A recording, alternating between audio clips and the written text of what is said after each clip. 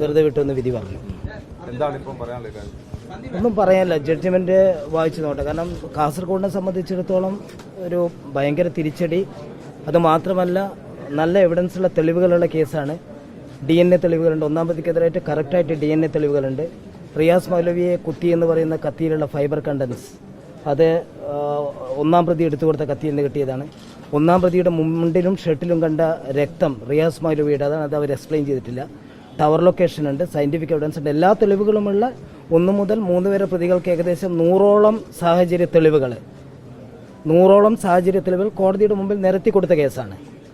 അപ്പോൾ അതിൽ കോടതിയുടെ കണ്ടെത്തലുകൾ തികച്ചും ദൗർഭാഗ്യകരമെന്ന് എനിക്ക് പറയാനുള്ളൂ. കാരണം എന്നെ സംബന്ധിച്ച് പറയുകയാണെങ്കിൽ 25 വർഷമായി ഇത്ര കൂടുതൽ തെളിവുകളുള്ള ഒരു കേസ് വെറുതെ വിടുക എന്ന് പറയുന്നത് ഭയങ്കര, അതിൻ്റെ ഇമ്പാക്റ്റും ജനങ്ങൾക്ക് നൽകുന്ന മെസ്സേജും വളരെ മോശമാണ്. അപ്പീൽ തീർച്ചയായിട്ടും അപ്പീൽ ബോധിപ്പിക്കും, അപ്പീൽ പോവും, സംശയമൊന്നുമില്ല.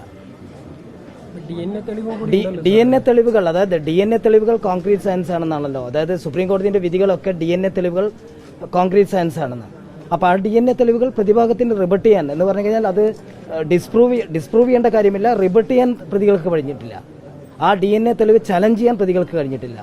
അത് മാത്രമല്ല, സുപ്രീം കോടതിയുടെ 124ഓളം വിധിപ്പകർപ്പുകൾ ബഹുമാനപ്പെട്ട ജഡ്ജിന്റെ മുമ്പിൽ നിരത്തിയതാണ്. കാരണം DNA തെളിവുകൾ റിബട്ട് ചെയ്തില്ല. അത് മാത്രമല്ല, മരിച്ച ഉസ്താദിന്റെ ബ്ലഡാണ് ഒന്നാം പ്രതിയുടെ ശരീരത്തിലുണ്ടായിരുന്നത്.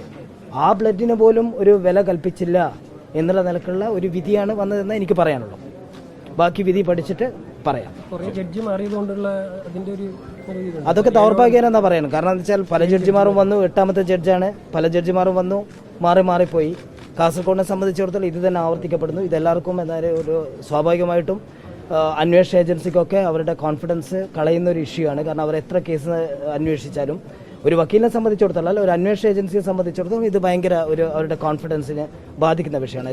എത്ര നന്നായിട്ട് അന്വേഷണം നടത്തിയിട്ട് തെളിവുകൾ കോടതി നിരത്തിയാലും കോടതി അത് ഏത് ഗ്രൗണ്ടിലാണെന്ന് എനിക്കിപ്പോഴും ഉൾക്കൊള്ളാൻ പറ്റുന്നില്ല, ഏത് ഗ്രൗണ്ടിലാണെന്ന്. കാരണം അതായത് കേസുകൾ വിടുന്നതോ ശിക്ഷിക്കുന്നതോ അത് പ്രശ്നമല്ല. കേസുകൾ വിടേണ്ട കേസ് വിടണം. പക്ഷേ എൻ്റെ അഭിപ്രായത്തിൽ എന്താണെങ്കിലും ഞാൻ വളരെ ശക്തമായിട്ട് പറയാൻ ആഗ്രഹിക്കുന്നു, ഇത് ഒരു വിടേണ്ട കേസല്ല. തെളിവുകളുടെ അടിസ്ഥാനത്തിൽ 1 മുതൽ 3 വരെ പ്രതികളെയും ശിക്ഷിക്കപ്പെടേണ്ട ഒരു കേസാണ്.